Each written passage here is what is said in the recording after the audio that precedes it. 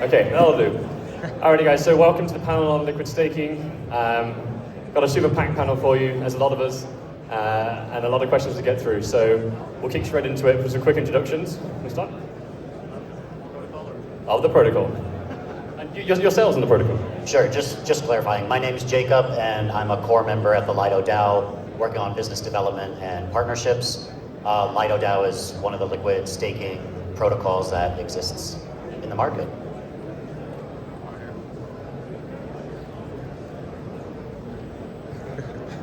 Hi, I'm Dheeraj. I'm a co-founder of Stater Labs. We are a liquid staking protocol live on 6 chains, and we are releasing a liquid token on Ethereum called ETH in the coming weeks. So I'm Langers from Rocket Pool. So we are decentralized liquid staking protocol. We currently stake about 2.4% of all staked ETH, and we have around 2,000 node operators. Hi, I'm Aiden from Stride. We do liquid staking for Cosmos, and we support 6 LLCs today, hopefully about 20 more this year. All right, hello everybody, my name is Richard Malone and I'm head of business at Opal Labs, where we build distributed validator technology for Ethereum. You can consider DVT in a sense as the shared security standard for Ethereum, right? So very, very pumped to be here. Actually the only person that's not from a liquid staking protocol representing the panel tonight. So hopefully can provide some objective insight to the conversation. So thanks guys. My name is Chandler, co-founder of Anchor. We are basically in the node business, primarily in liquid staking, but also in RPC, one of the RPC providers. So we see our developer growth alongside the staking growth. So we're pretty bullish on app chains, also in general. Very happy to be speaking with all the liquid staking providers, and we're all growing the ecosystem together. Awesome. I swear I should introduce myself as well. So I'm Jordan Sutcliffe, business development lead at Stakewise. Stakewise liquid staking protocol, we've been live for 2 years now, and we are just about to launch our V3 upgrade, new model for liquid staking, looking to bring the next set of solo stakers into the ecosystem. Alrighty, we mentioned liquid staking, but I think I always underestimate how many people actually fully understand the term liquid staking, so it's probably a good place to start. Certainly not asking all of you, Jacob, maybe you just want to take it away, just to give a brief introduction of what liquid staking is and why it's so popular right now. Yeah, so I guess the way I would describe liquid staking is POS chains currently have 2 fundamental problems, I guess. Paradox of choice, a user has to choose between helping stake and secure the network or chasing returns and trading. And generally a rational actor is going to be greedy instead of altruistic. The other is I totally lost my train of thought. Wow, I'm going to pass it because it's my train of thought. I'll try explaining it a slightly different way than Jacob did. If you understand staking, liquid staking is essentially an issued IOU token on top of it, right? And what this really does is essentially helps you earn staking rewards while you utilize and leverage your IOU token on other protocols earning more ETH. So it solves the proof of stake blockchain conundrum in the sense that it offers security because the asset is staked, but at the same time it does not come at an opportunity cost for a staker on missing out on other DeFi ETH.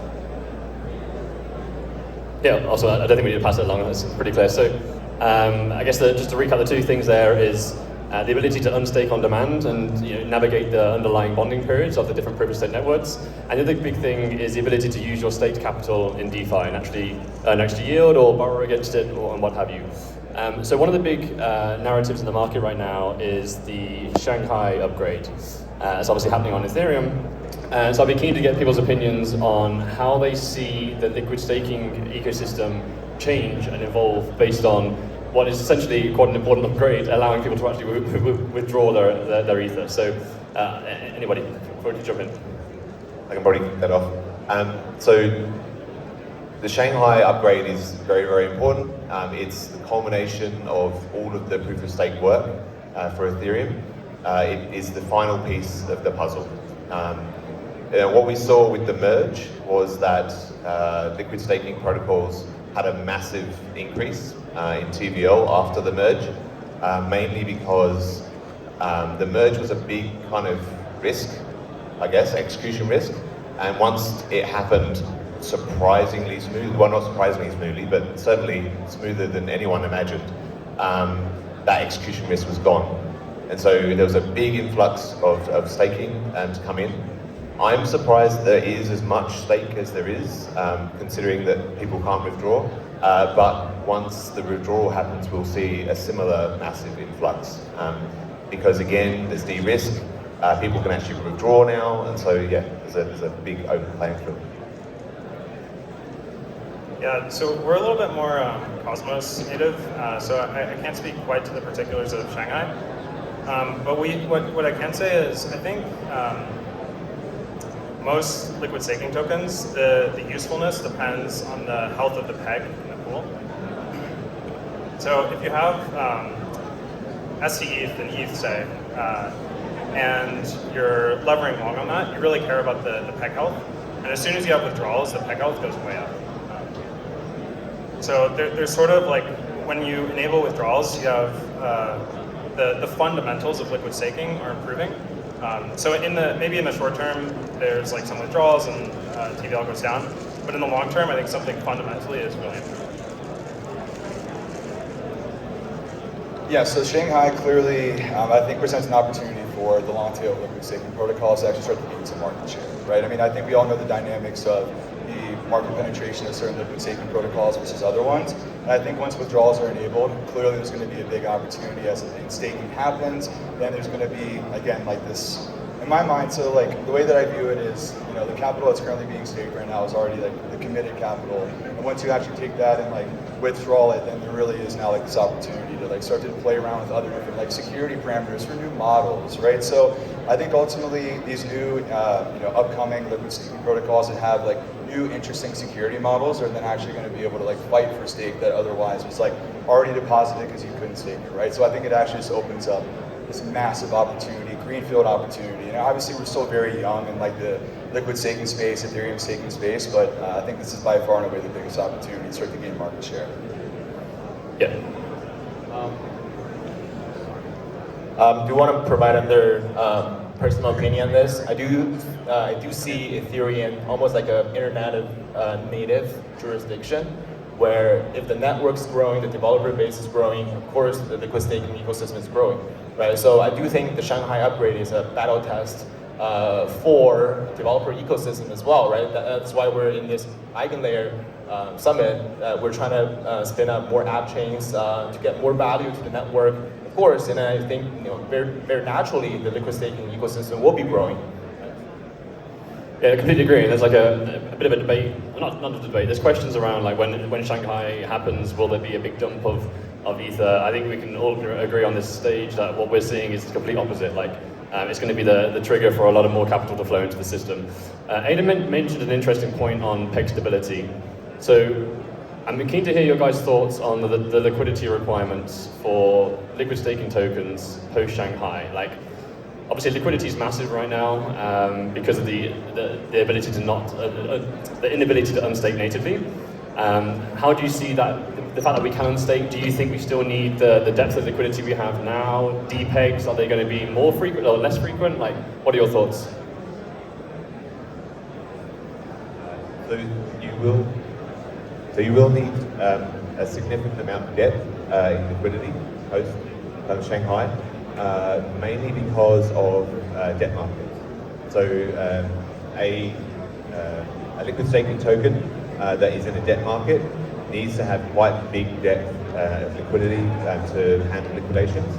So you do need a depth of liquidity there. You also need a depth of liquidity for very high kind of influxes because you need that on the market.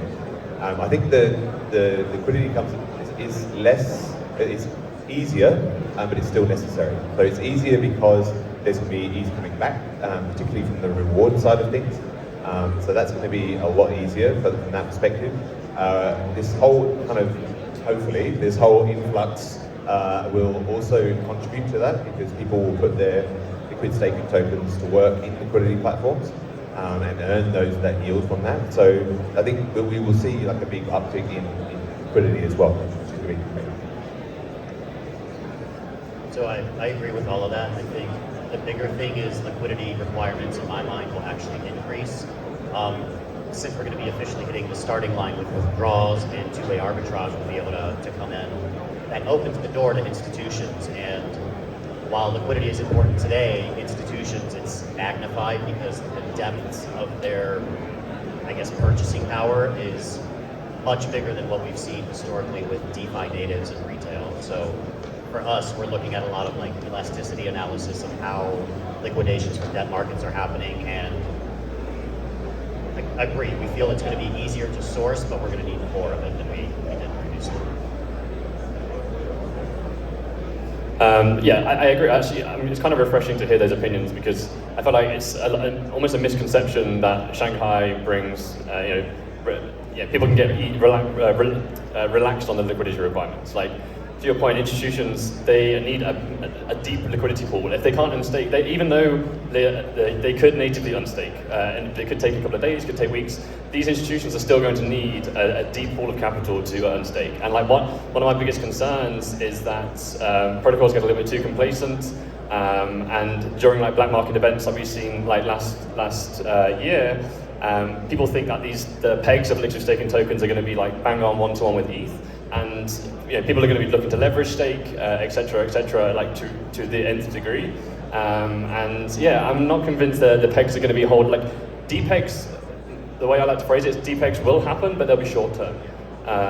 So I don't know if anyone wants to add anything else on that point. But well, the other thing with institutions that's not always talked about is they have capital requirements to recall. So if the queue is 3 to 5 days, but they have a 48-hour mandate to get their funds out, we have to make sure as a group that if we want to work with them, that we have that ability to meet those requirements. Completely. Alrighty, so this touches upon the liquidity subjects a bit. So liquid staking is very popular right now. I need more than fingers than I've got to actually count the amount of protocols I want to launch in the next like 6 months. There's probably going to be like 20 odd liquid staking derivative tokens floating around. So I'm very keen to hear your guys' opinion on how does the marketplace will play out, and just the impact on DeFi and users trying to select between these like a million different tokens. How can they truly decide which one's best and who to trust, essentially? I have thoughts. I think this is my opinion, not the DAOs or anything. I think there's the problem of paradox of choice. If you give someone too many options, I worked in e-commerce before I ever got into crypto, and we tried testing out like 50 different shirt colors with the same design, and we found out that 90% of sales was 5 colors. Everyone else, like, they want burnt orange or neon orange or something else. So my personal opinion is that I think it will be confusing to a point that some users will just default with the safest, easiest option, which most likely will be a centralized exchange. And I also think that, as we see in most industries, there will be a massive consolidation at some point in the future. I have no idea how to predict what or who that will be, but again, Coke or Pepsi, does anyone here know RC Cola? Once you get past the top couple of offerings, Android and iPhone, like Microsoft tried it, Facebook tried it, and they failed spectacularly. So that's my biggest concern, is I just don't know if the market can support dozens and dozens.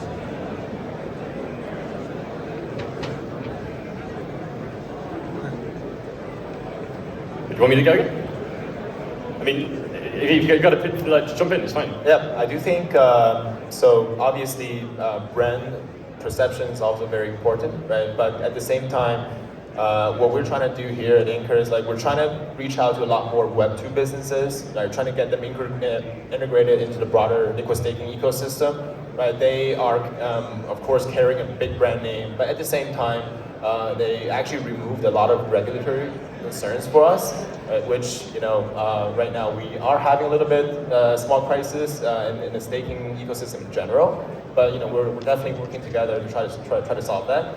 And some other interesting thing that I personally encountered over the past few weeks is we were actually approached by some smaller jurisdiction to try to put liquid staking as a solution for some parts of their treasury.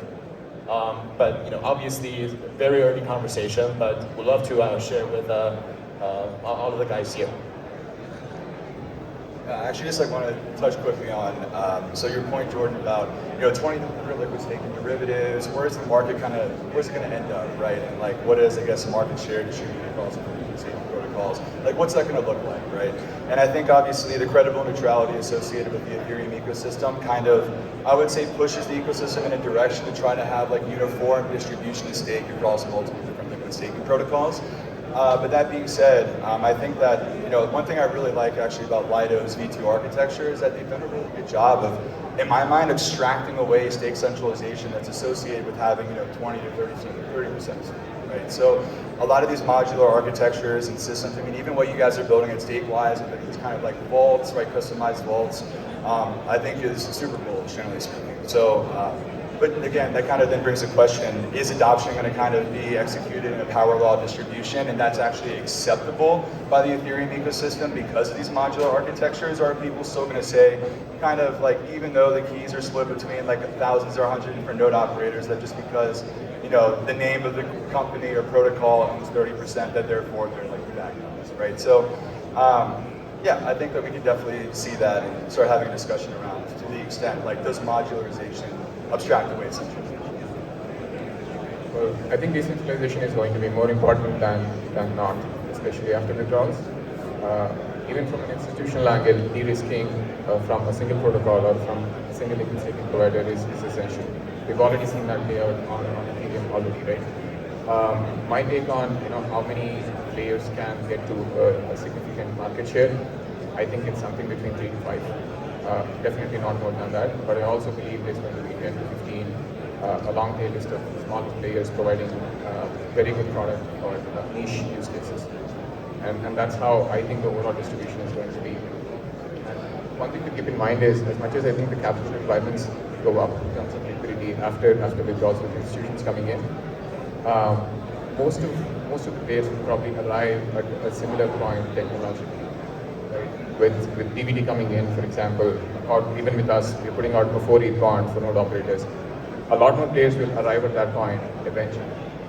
But there's going to be an inflection point at which a protocol that gets to a minimum level of bond first will continue to retain a good amount of their users, both on the node operator side and on the staking side.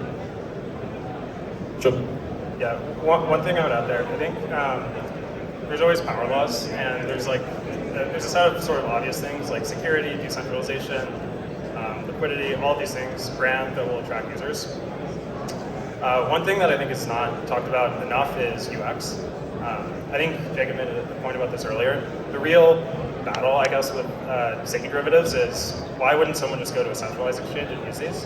And in many cases, it's much harder to use the decentralized version. So I think this is sort of an area where protocols should focus more, or maybe there's not quite enough focus there yet. No, I hear you. Just quickly touching on my opinion on the question I just asked. For me, the core innovation that needs to happen is purely on the infrastructure level. We need to make sure that people can stake with numerous operators in a safe way. The tokenization, the liquid staking derivative token element, can be fairly standardized. And my concern is that a lot of money is going to be pumped into the ecosystem to try and fund all these different liquid staking tokens, when actually, if you really want to maximize the health of the ecosystem, you should be focusing on the core infrastructure level. And that's for what we're trying to do on Stakewise, and similar to Lido, we're going to this modularity, I think is certainly the way forward, where you can plug in all these different protocols, and on top of it sits a single liquid staking token. And I hear you, there's not space for all of these. So there will be, you should be able to count on one hand how many liquid staking tokens will probably be widely seen throughout the ecosystem. And yeah, hopefully the modular design that I think a lot of us are tending towards will be a good way to aggregate all these different innovations. You touched upon UX, and this is links to the question I was going to ask was, so how do we make sure the next 10 million users, 10 million stakers use decentralized protocols and not centralized? So obviously UX is one thing, but keen to hear if anyone has any other thoughts. I think So L2s are getting more and more popular. They are cheap to use. It's kind of where a lot of the innovation will be happening in the next kind of year at least. And so having the liquid staking tokens are very good actually in this case, because you can hold a liquid staking token. You can hold it on L1, or you can hold it on any L2, and it doesn't really matter. If you're holding that token, you are staking your ETH. So, which is amazing. It means it's very, very portable to pretty much any L2, and so it's a natural thing to be doing. Wallet integrations are definitely something that is important for liquid staking. They make it very, very simple to stake your ETH. You kind of have to have that to accelerate the adoption of liquid staking, and they're starting to come through, definitely. We're getting more and more interest from wallets in terms of integrating liquid staking, and so that will be, again, something that will have you spending a lot over the next kind of year. I'd only like to add one point to what Language mentioned. That's account abstraction. I mean, this is a no-brainer whether it's on an L2 or on ETH, and that's going to be a pretty big component on how Web3 wallets, for example, operate their UX and make it easy for users to just get onto DeFi rather than trust centralized players more.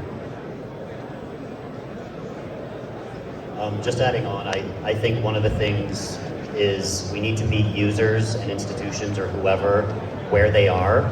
The reality is, at least based on my conversations, is a large majority of the non-Web3 native world who are trying to convince of this, they don't care about decentralization.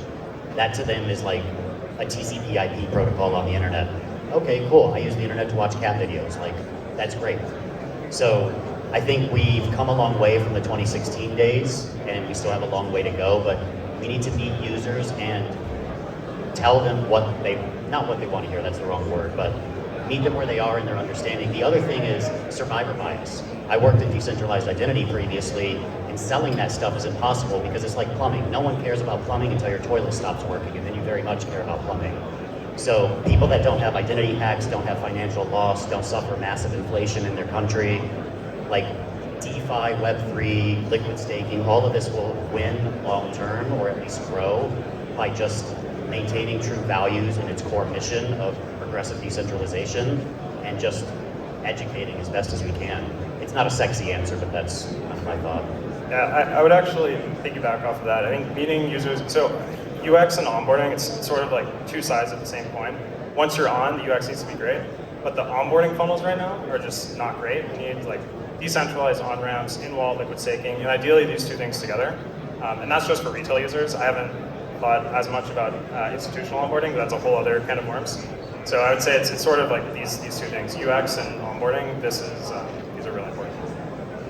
Yeah, so I'm going to go ahead and actually plug the ETH for a second, right? So, yeah. Okay, fair enough. I mean, you can ask it if you want. Did you want to add something on the question? Yeah. I was actually going to say something about DVT as well. Okay. All right, here we go. Next question, because Richard will kill me if I never ask this one, is what is DVT? Like, again, give an introduction, and then specifically like how we can use it as liquid staking protocols and help make the ecosystem safer. Yeah, totally. So, as I mentioned before, right, I think the way that we're looking at DVT is literally the shared security primitive for Ethereum, right? I mean, we really look at it as like the new security standard for Ethereum staking, full stop.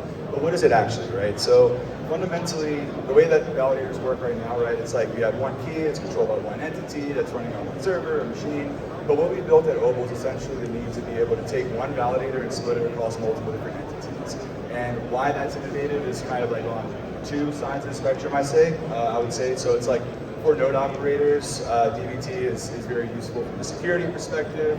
It's basically you're now able to like pull resources together with other validators and be able to like literally share the security duties of running a validator across multiple different nodes within a distributed validator cluster. So for the node operator, that's highly available software deployments, protection against key compromise, protection against downtime, protection against misty behavior, etc.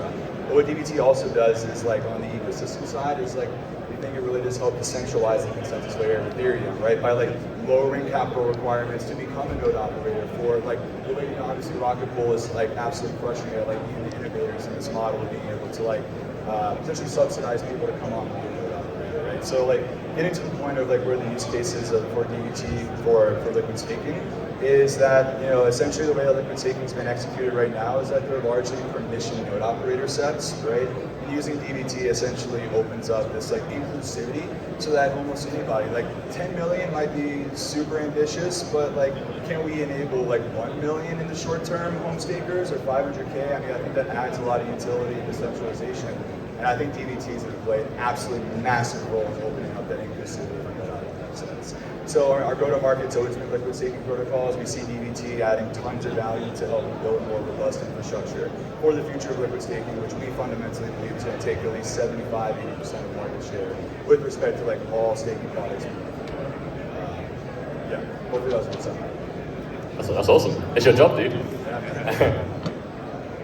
I do think the immediate problem that DBT is solving right now is to decrease the slashing insurance. Right? So everybody here is like spending a whole lot on slashing insurance, which actually is, you know, making a lot of barrier for the next 10 million users to come in. Right? Everybody's talking about slashing risk. So I do think I think for our cost, we actually calculated a little bit. We actually increased the yield by probably like 1%. At the end of the day, so it's a big hike. And at the end of the day, I was like, our liquid staking biggest competitor, to be honest, at this moment in time is really the U.S. Treasury bonds, right? And if we can find more yield, lower the risk, right? We're ready to onboard the next 10 million, 20 million users. Yeah, go on, Darren. You might touch upon this, but you can. You mentioned like the reduction in slashing risk, and so the question I guess for like Stata and Rocket Pool is like, how do you see DBT helping the model where you obviously you have permissionless node operators, you require bonding? It's the key slashing risk that you're looking to protect against. Like, how do you see DBT playing a key role in your protocol? So at the moment, our node operators need 16 ETH to spin up a validator, and that covers pretty much everything in terms of slashing risk. So from a protocol perspective, that collateral provides a lot of protection. And in fact, it's very, very conservative. To just kind of get through 16 ETH, things would have to be very, very dire in Ethereum. So what we've done is we've done a bit of risk modeling, and we've actually figured out that we could reduce it to 8 ETH and still provide fantastic kind of guarantees for our ETH holders, which is our liquid staking token. And so that's what we're kind of announcing at ETH Denver. And so that's going to be reducing from 16 to 8. To go any lower than 8 though would be tricky. So, and that's where things like DBT come into play. So going any lower than 8 for us, we feel we need guardrails. Because there are a couple of issues that it kind of introduces. And so that's why we're definitely exploring DBT and a few other solutions to add those guardrails to enable us to get to kind of go lower as well. Langer's brought up a good point about guardrails. At Stata, we are offering a 4 ETH bond for any node operator. So if you're running a solo staking node with 32 ETH, with Stata you run 8 nodes with the same amount of ETH. The reason we're able to do that is because we figured out better guardrails. Withdrawals is coming online this month. It's also a big part of how we are wanting to launch. The way DBT is going to help us is get the bond to an even lower level, probably to 1 ETH, 0.1 ETH, depending on the success of it. So I'm super excited for DBT to come in because the big kicker is you can onboard, as Richard was mentioning, the next million users, or the next million node operators. You can completely decentralize it. Decentralization need not be a second-class citizen now. And I understand nobody cares about it in the Web2 space because they really don't understand why it is important. But we are also not users in the Web2 space. We are, fortunately or unfortunately, at the very helm of this crypto movement, and we have a moral responsibility and ethical responsibility that way. to introduce and make sure that the crypto ethos are populated to the very bottom. And that's honestly the big reason why I'm excited about DVT. I don't have too much to add. For us, it's risk minimization. And again, as we're working towards talking to institutions, something that comes up is slashing is beyond their control and they don't like that. So how can we help prevent or at least mitigate it, either through insurance, DVT, and I don't think it's going to be one size fits all, but all of these tools are in the name of risk minimization. It'll allow us to expand to more solo operators. That minimizes our risk further. So, constantly drilling down into the stack. Yeah, I mean, I definitely think those are like the two obvious use cases of DVT in the context of liquid staking, right? It's like, let's lower the bond requirements, let's get more people involved, but let's also just make this thing a little bit more robust from a security perspective as well, right? So, it's not just a decentralization thing, it's definitely very much both, right? Like, we want to make sure that we're securing our APY from the consensus and execution layer, as good as possible, as well as possible, as robust as possible, particularly as we're onboarding new institutions, right? So, institutions need that security requirement, and we think that mobile DVT is the answer to it. Don't hate me, Richard, but the question here is how do you see the different DVT solutions? Is there any way you can work together? My concern on my side is that you have protocols that are being built just on a single solution, and it does add risk, right? So how do you see the DVT ecosystem evolving to accommodate different solutions and maybe different solutions within a single protocol? Sorry. Yeah, no, it's okay. Okay, so I think there's a couple of things to unpack there, right? So I think your first question is what's the compatibility between the different DVT solutions that are out there, right? And I think I don't need to say, I think there's really only two major players in the DVT space right now. The truth is that they're very incompatible with one another. What we're building is a middleware, right? And what our competitor is building is something that's a little bit more like a distributed validator client, and also a platform for people to come build safety products on top, right? But we're the middleware. We actually get slotted right in between the consensus and validator client. So we just essentially enable existing products to become distributed safety products, right? And I think other groups that are building DVT are a little bit more focused on the platform side of things and actually building out their own clients, right? We actually think that it's just way more effective to build out a middleware, so we don't have to force groups to rip out the validator client setups and reconfigure or worry about building an entire new safety product. We'll just convert existing safety products into distributed safety products. So I think that's kind of one answer to your question. What was the follow-up to that? No, I think that was pretty much it. Do you see a world where liquid staking protocols adopt multiple solutions? But it sounds like it's difficult, right? Yeah, I think they're going to have to, right? Because it's just kind of again intrinsic in this the culture of Ethereum to go and try a lot of different things, right? Let's play around with it. Let's build let's all work together and figure out what the best implementation is, right? So I think as it pertains to what market adoption looks like for the different type of DVT solutions, I think it's actually going to be pretty equal for the first 6 to 9 months of mainnet for both the DVT products, right?